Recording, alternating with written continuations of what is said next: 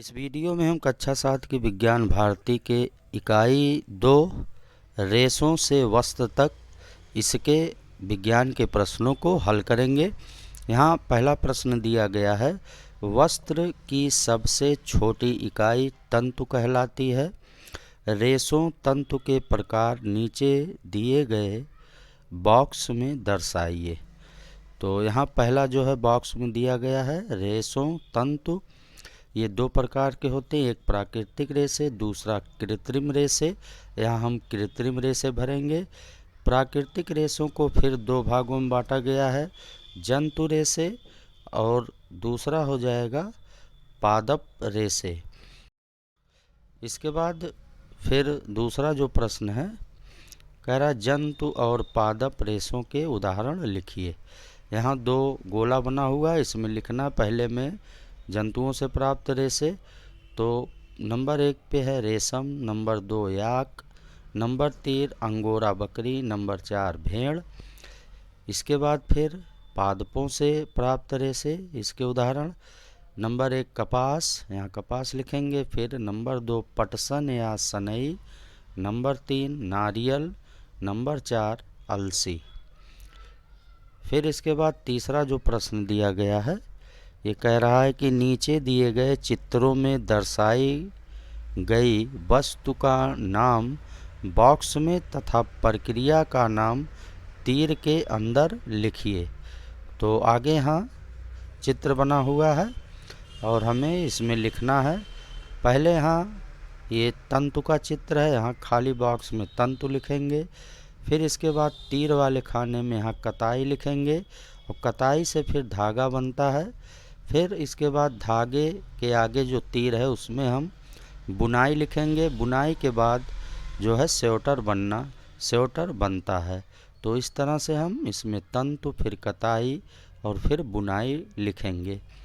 अब फिर जो अगला प्रश्न है, ये कह रहा है मिलान करिए।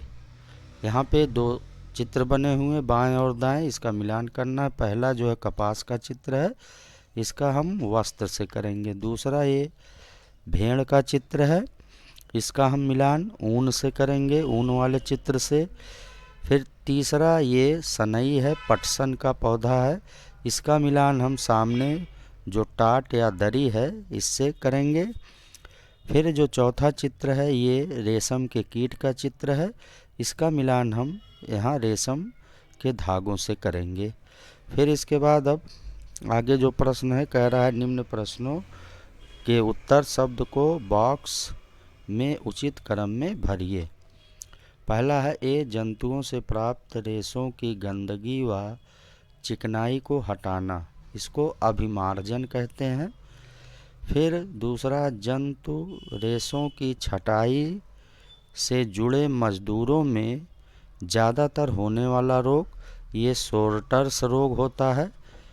फिर सी है जंतुओं के धागा निर्माण की क्रिया, इसको कताई करना कहते हैं। फिर अगला जो है चौथा, ये डी कह रहा है रेशम कीट पालन विज्ञान, इसको सेरीकल्चर कहा जाता है। अब इन सभी को हमें यहाँ नीचे में भरना है। पहला अभिमार्जन, यहाँ हम पहले जो ऊपर है इसमें अभिमार्जन भरेंगे, फिर कताई, उसके बाद सेरीकल्चर, फिर यहाँ सोर्टर्स। तो इस तरह से यहाँ हम बॉक्सों में इसको भरेंगे। अगला प्रश्न है कहानी के रिक्त स्थानों की पूर्ति करिए। यहाँ पे एक कहानी दिया गया है और इसमें कुछ खाली स्थान दिए गए हैं, उसको हमें पूरा करना, भरना है। कह रहा है राजू के बगीचे में सहतूत के कई पेड़ लगे हैं, इन पेड़ों पर एक कीट रहता है जो कुछ तितली जैसा दिखता है, उसका नाम रेशम कीट है। कीट सहतूत की पत्तियों पर अनेकों अंडे देते हैं जो पत्तियों की निचली सतह पर चिपके हुए पाए जाते हैं। कुछ समय बाद इन अंडों से लार्वा बनता है जिसे कैटरपिलर भी कहते हैं। कैटरपिलर सहतूत की पत्तियों को खाता है और अपनी लार ग्रंथियों से प्रोटीन युक्त चिपचिपा पदार्थ अपने चारों ओर लपेटकर एक ढोलक जैसी संरचना बना लेता है। जिसे कोकून कहते हैं। इससे ही रेशम का धागा प्राप्त किया जाता है। रेशम का धागा न निकलने पर कुछ समय बाद इस संरचना को गलाकर वयस्क कीट बाहर निकल आता है। इस प्रकार कीट का जीवन चक्र चलता रहता है। तो यहाँ पे जो खाली स्थान दिए गए थे, यहाँ हम पहले में रेशम भरेंगे, दूसरे में लार्वा और यहाँ तीसरा कोकून। अब इसके बाद अगले प्रश्न को हम हल करेंगे। अगला जो प्रश्न है ये कह रहा है 7वां, रेशम कीट का जीवन चक्र बनाकर रंग भरिए। तो यहाँ पे हम रेशम कीट के जीवन चक्र को बनाएंगे और उसको जो है अपने मनचाहे रंग से हम रंगेंगे। तो यहाँ पे जो पहला है ये रेशम कीट है और उसके बाद इसका जो जीवन चक्र चलता है ये पहले रेशम कीट, उसके बाद ये शहतूत की पत्तियों पर अंडे देता है और फिर अंडों से लार्वा या इल्ली बनता है और फिर ये लार्वा या इल्ली जो है कोकून में बदल जाता है और फिर कोकून से वयस्क रेशम कीट बनता है। इस प्रकार से रेशम के कीट का जीवन चक्र चलता रहता है। अब अगला जो प्रश्न उसको देखेंगे। भेड़ के बाल से ऊन प्राप्त करने के निश्चित क्रम को बॉक्स में क्रम से भरिए। तो यहाँ पहला बॉक्स में रहेगा भेड़ के बालों की कटाई, फिर दूसरे में अभिमार्जन, तीसरे बॉक्स में छटाई, चौथे बॉक्स में कताई धन रंगाई, फिर उसके बाद ऊनी धागे बनना। तो ये जो है ये धागा या ऊन बनने का क्रम है। फिर 9वां प्रश्न कह रहा है निम्न चित्र को स्पष्ट करने वाले 3 वाक्य लिखिए। यहाँ पे चित्र बने हुए हैं और इन चित्रों के आधार पे हमें 3 वाक्य लिखना। तो पहला यहाँ पे जो चित्र दिया गया है इसके लिए हम 3 वाक्य लिखेंगे। तो 3 वाक्य में जो पहला वाक्य होगा ये, यह चित्र रेशम के कीट का लार्वा है, इसे इल्ली या कैटरपिलर भी कहा जाता है। दूसरा हो जाएगा, इसमें एक विशेष प्रकार की ग्रंथि पाई जाती है जिसे रेशम ग्रंथि कहते हैं।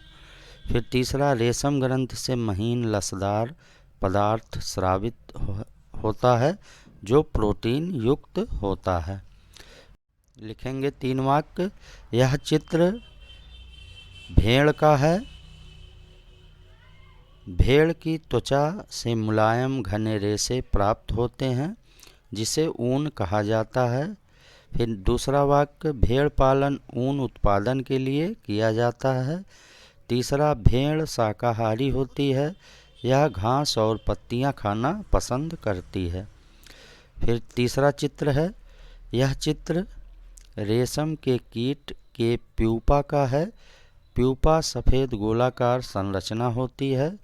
दूसरा वाक्य हो जाएगा, लार्वा रूपांतरित होकर प्यूपा में बदल जाता है, यह रेशम के रेशे से लिपटा होता है। फिर तीसरा, प्यूपा युक्त गोलाकार रचना को कोया या कोकून कहा जाता है। तो अब इसके बाद अगला जो प्रश्न है उसको हल करेंगे। अगला प्रश्न है 10वां, ये कह रहा है नीचे दी गई सामग्रियों के प्राप्त होने वाले भाग से मिलान करो। पहला है नारियल, दूसरा कपास, फिर ऊन, फिर जूट। अब मिलाना इसे, तो नारियल जो है फल से प्राप्त होता है, फिर कपास जो है बीज से प्राप्त होता है, ऊन त्वचीय बाल से प्राप्त होता है, जूट ये तना से प्राप्त होता है। इस तरह से हम सभी को मिलान करेंगे। फिर 11वां प्रश्न, निम्नलिखित सामग्रियों से बनने वाले 4 उत्पाद के नाम लिखिए। तो रेशम से बनने वाले उत्पादों को लिखेंगे। यह है बनारसी साड़ी नंबर 1 पर, दूसरे नंबर पे घाघरा चोली, तीसरे नंबर पे चूड़ीदार शेरवानी, चौथे नंबर पर ऑपरेशन में लगने वाले टाँके। फिर जूट से बनने वाले सामग्री हो जाएगी ये रस्सी, बोरा, दरी, चटाई। फिर ऊन से बनने वाले उत्पाद ये हो जाएगा स्वेटर, शाल, कंबल, टोपी, जैकेट, ये सब ऊन के उत्पाद हैं। फिर कपास से बनने वाला ये है कागज़, सूती वस्त्र, चादर और पर्दे, तो ये कपास से बनते हैं। फिर इसके बाद जो 12वां प्रश्न है ये कह रहा है जंतु व पादप रेशों द्वारा निर्मित वस्त्र निर्माण की इकाई को निकालकर दिए गए स्थान पर चिपकाइए। तो यहाँ पहले जंतु में जो रेशे प्राप्त होते हैं उनसे वस्त्र निर्माण का क्रम क्या है उसको लिखेंगे। पहले रेशा या तंतु, फिर उसका अभिमार्जन, फिर छटाई, फिर उसके बाद कताई, फिर रंगाई, फिर उसके बाद जो है उससे हमें धागा प्राप्त होता है और फिर धागे से वस्त्र का निर्माण होता है। तो ये जो है क्रम है जंतुओं से प्राप्त रेशों से वस्त्र बनने का। फिर इसके बाद पादपों का हो जाएगा पहले तंतु या रेशा, फिर इसके बाद कताई, फिर इसके बाद बुनाई, फिर इसके बाद बधाई और फिर अंत में वस्त्र का निर्माण होता है। तो इस तरह से आज की इस वीडियो में हमने रेशों से वस्त्र तक के प्रश्नों को इस वीडियो में हमने हल किया। अगली वीडियो में हम इकाई 3 के प्रश्नों को हल करेंगे। तो अभी तक जिन्होंने चैनल सब्सक्राइब नहीं किया उनसे रिक्वेस्ट है चैनल ज़रूर सब्सक्राइब करें।